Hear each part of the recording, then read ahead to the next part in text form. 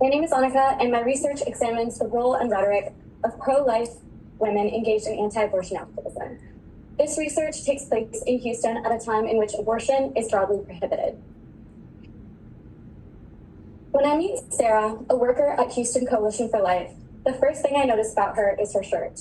With white text laid across a gray jersey background, it reads Generation Vitae in big block letters.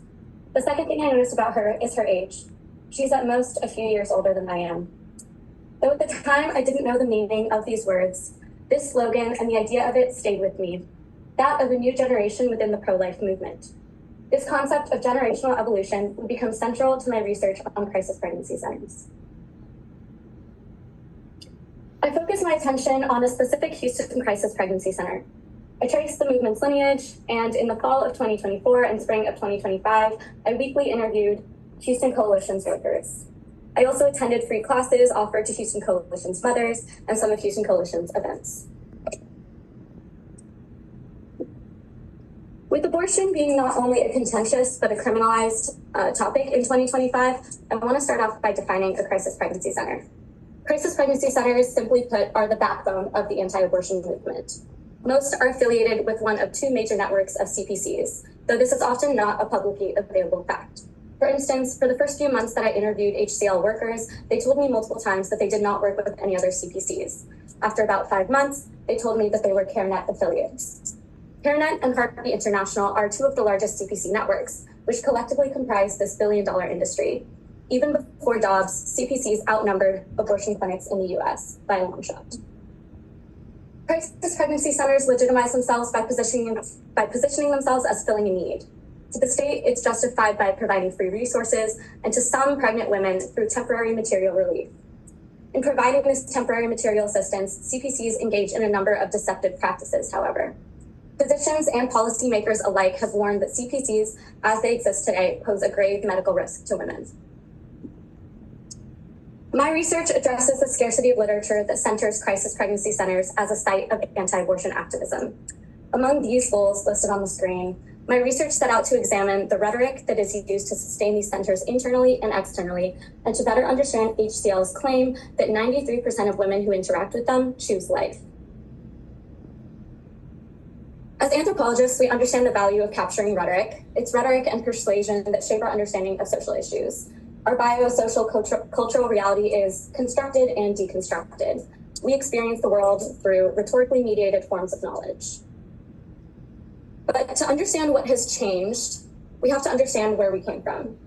Many characteristics of pro-life activism endure, and yet to scholars and activists themselves, the anti-abortion landscape has undeniably changed since its origins.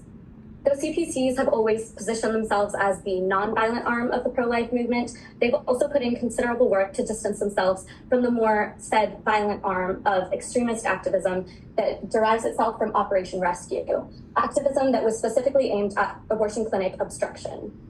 A lot of these tactics fell out of favor and were legally forced into retirement when obstruction of access to abortion clinics became a federal crime in 1994. You might be asking, what now? Now that Roe v. Wade is overturned and Dobbs v. Jackson has been passed, what now? What has changed in your work? I asked my interlocutors 2 years after Dobbs, now that Dobbs has passed and Roe is overturned. Over and over, I was met with confused faces. Nothing has changed, I was told. The mission is the same and is just as urgent. Although that may be true, as abortion clinics that the mobile units of this crisis pregnancy center visit, Baby and Big Blue as they're called, became less and less trafficked, Houston Coalition turned to this language of urgency and began to emphasize a different aspect of the crisis, the vulnerability of clients, specifically abortion vulnerable women, as they say. These are Black, Latina, and low-income women. These women, they argue, have no real choice. They choose to abort because they have no other options. Therefore, these areas are where they now park their mobile units. Compared to historical pro-life discourse, which often centered the fetus as the recipient of human rights, HCL, like other CPCs, adopts a consciously pro-woman dialogue in this age, especially in counseling. The workers frame their work as non-political yet progressive, reaching out to women who, they say, do not share a culture of life due to their circumstances alone. Within the counseling room, both of the mobile unit, which you can see here on the screen, and their in-clinic center, HCL staffs a patient advocate. Her role is to empathize with pregnant clients, and above all else, to share her story, a traumatic experience of being coerced into getting an abortion at age 16. As she did exactly this with me 52 years after the event, she told me that her story has swayed many abortion-minded women, that her support, together with the persuasive power of the ultrasound, is vital. She told me one specific story, which I will share here.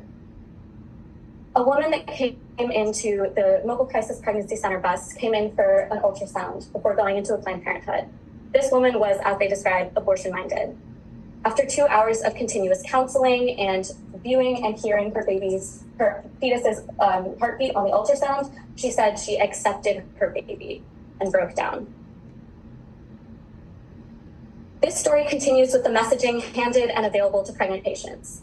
Though the risk of maternal death associated with childbirth is approximately 14 times higher than the risk associated with abortion, Houston Coalition continuously equates abortion with violent terms and both mental and physical harm, making erroneous and medically uninformed claims such as that abortion causes breast cancer, depression, and various other things. So back to Generation Vitae. Who is Generation Vitae? Beginning in the late 90s, when anti-abortion activists began to dampen their language to avoid associations with a vitriolic and paternalistic movement, a small subset of activists associated themselves with tenets of reproductive justice, a framework developed in 1994 by Black Women's Caucus that involves the tenets of the right to have children, to not have children, and to parent these children in the way that you choose. They leveraged the fact that abortion, compared to other reproductive issues like sterilization abuse, was historically a priority for white feminism. CPCs highlight these eugenic and racist associations of mainstream feminism and claim for themselves feminist figures like Mary Wollstonecraft, Elizabeth Cady Stanton. Many of these women say, we are pro-life feminists. You can see one of my interviewees mentioned kind of the history of Margaret Sanger as a reason to be anti-abortion. Throughout this history, fetal imagery remained crucial. In culture, seeing and knowing are inextricably linked. Science treats empirical reality as data, giving images tremendous power. Ultrasound technology, innovated a long time ago, allowed the fetus to, as they say, go solo, achieving a perceived autonomy that could be leveraged socially and politically. And we're seeing a lot of those things still recur. This is a handbook on abortion provided by an anti-abortion activist in 1971. And we can see this quote-unquote 6-week-old ectopic pregnancy also mirrored in the exact same photos that Houston Coalition hands out to women. This actual specific photo has been debunked by the scientific community as doctored, so that's also worth noting. Media is also a powerful and often dangerous method of persuasion. An audience is shown specific information and not shown other information. In the history of anti-abortion media, the silent scream, produced by Dr. Bernard Nathanson in 1984, stands out for its impact. It's this film that's credited with shifting the public focus from the horror stories of women enduring back alley abortions to the horror stories of a fetus experiencing one. Just as I began this presentation with a story, so too does the movie Unplanned, a new movie that came out in the 2010s. It shows us Abby Johnson, happily married, mother, and director of Planned Parenthood.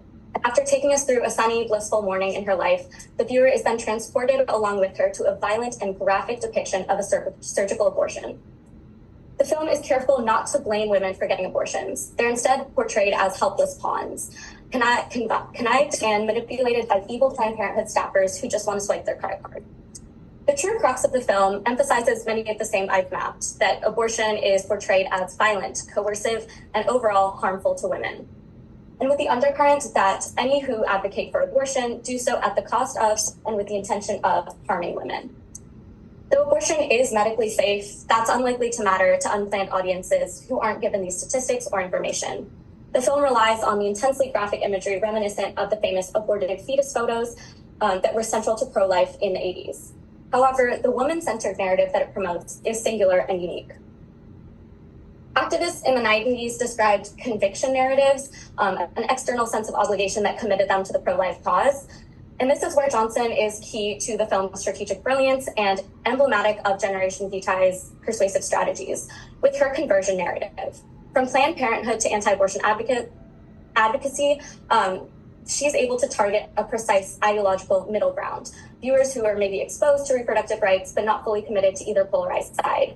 Unlike predecessors like The Silent Scream, which involve paternalistic appeals to medical and moral grounds, Unplanned taps into visceral and supposed insider perspectives, subverting these traditional documentaries and transforming personal traumas into a broader ideological indictment. Each woman I spoke with at Houston Coalition emphasized as well, they decenter the fetus, they're there for the woman. This film is undeniably significant. 3 separate women I interviewed of 9 mentioned it as central to their conversion narratives. So who is Generation Vitae? This movement that has emerged as a movement is one in which its proponents articulate their place through human rights language and alignment with social justice-oriented mannerisms. These are the foundations I propose to define a Generation Vitae that warrants further study. These are some of kind of the texts that I have read to inform my work. There's many more. And I also want to say, just as a project that has taken me a year and been brewing for a lot longer, thank you so much to everyone who's come out to watch, I know I have a lot of family members on Zoom, and to everyone else who's supported this research.